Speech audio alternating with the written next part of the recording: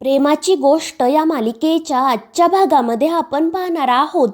इंद्रा, बापू आणि कोमल मुक्ताच्या घरी जातात, मात्र त्यांच्या दरवाजाला कडी असते आणि ते पाहून इंद्रा मोठमोठ्याने रडायला सुरुवात करते. तर बापू आणि कोमल तिला शांत करत धीर देत असतात.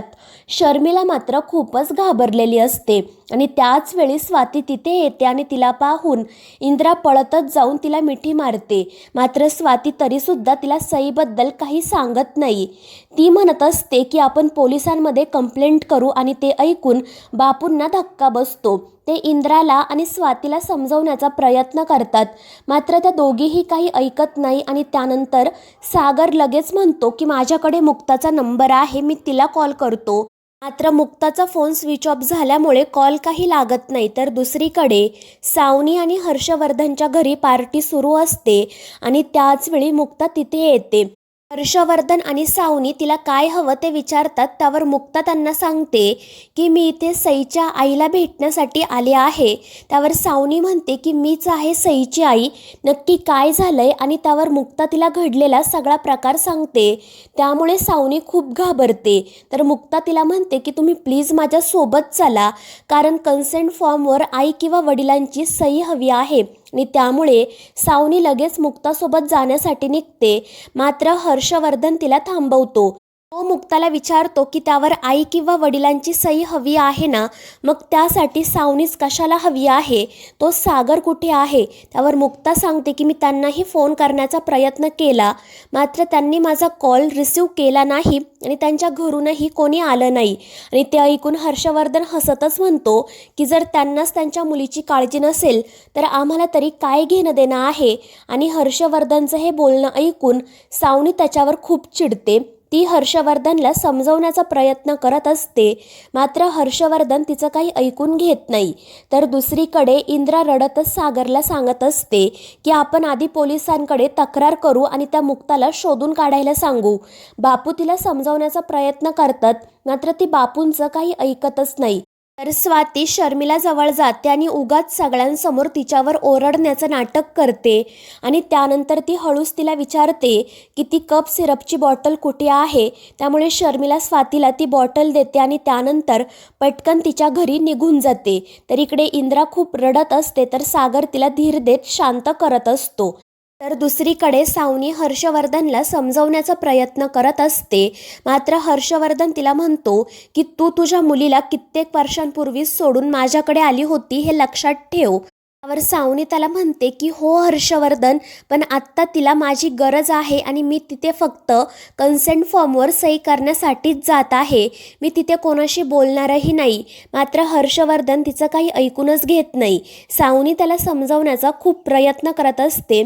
शेवटी हर्षवर्धन तिला म्हणतो ठीक आहे, तुला जायचं असेल तर जा, पण पुन्हा माझ्याकडे येऊ नको. आणि ते ऐकून मुक्ता आणि सावनीला धक्का बसतो. सावनी हर्षवर्धनला समजावण्याचा खूप प्रयत्न करत असते.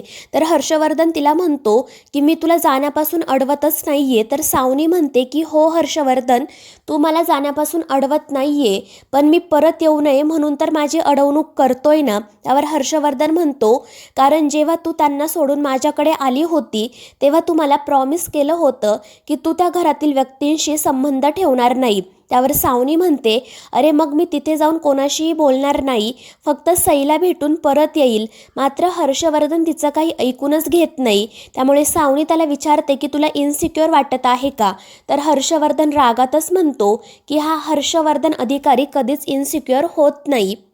आणि त्या दोघांचा हा वाद ऐकून शेवटी मुक्ता कंटाळून तेथून निघून जाते. तर दुसरीकडे इंद्रा, सागर, बापू, लकी, स्वाती हे सर्वजण पोलीस स्टेशनमध्ये जातात आणि इन्स्पेक्टर साहेबांना घडलेला प्रकार सांगतात. तर इन्स्पेक्टर साहेब त्यांना काही प्रश्न विचारतात, मात्र त्यांना एकाही प्रश्नाचं उत्तर देता येत नाही.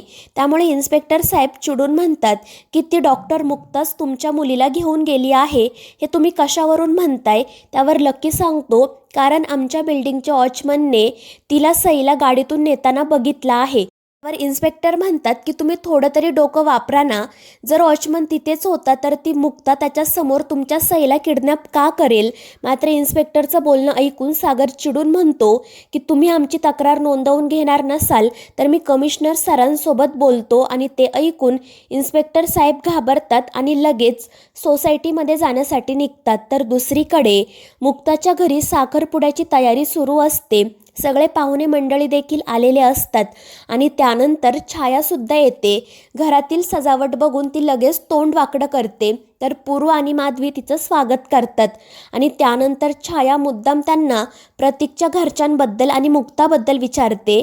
माधवी तिला सांगते की प्रतीकच्या घरचे येतच आहेत आणि मुक्तासुद्धा कामानिमित्त बाहेर गेली आहे.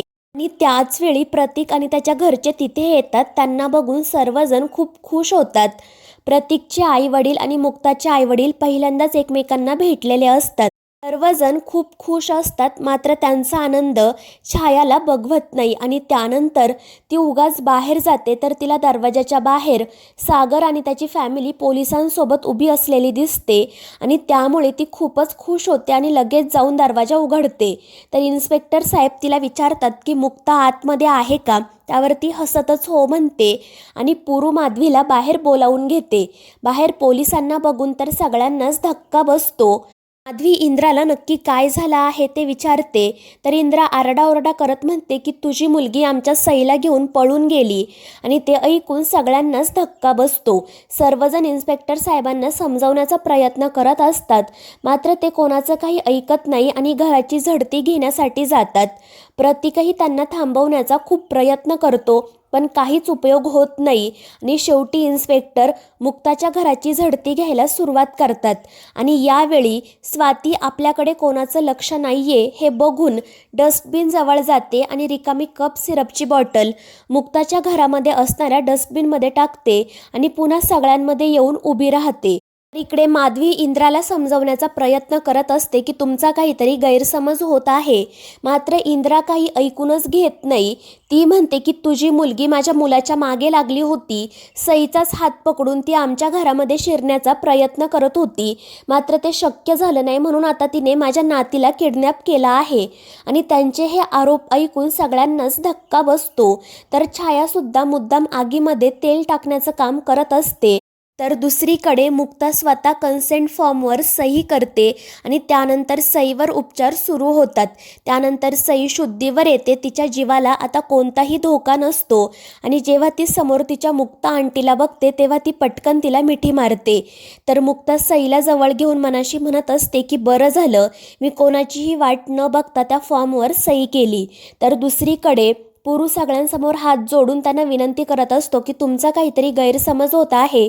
मात्र कोणीही त्याचं काही ऐकून घेत नाही. आणि त्याचवेळी स्वातीने डस्टबिनमध्ये जी रिकामी बॉटल टाकलेली असते ती एका कॉन्स्टेबलला सापडते. ती लगेच सगळ्यांना ती बॉटल दाखवते आणि ती बॉटल पाहून इंद्रा म्हणते की ही तीच बॉटल आहे जी माझ्या सईच्या रूममध्ये होती. त्यामुळे सर्वजण घाबरतात. तर मित्रांनो, या मालिकेच्या पुढील भागांमध्ये आपण पाहणार आहोत इन्स्पेक्टर पुरूला आणि माधवीला पोलीस स्टेशनमध्ये घेऊन जातात आणि त्यांना लॉकअपमध्ये टाकतात.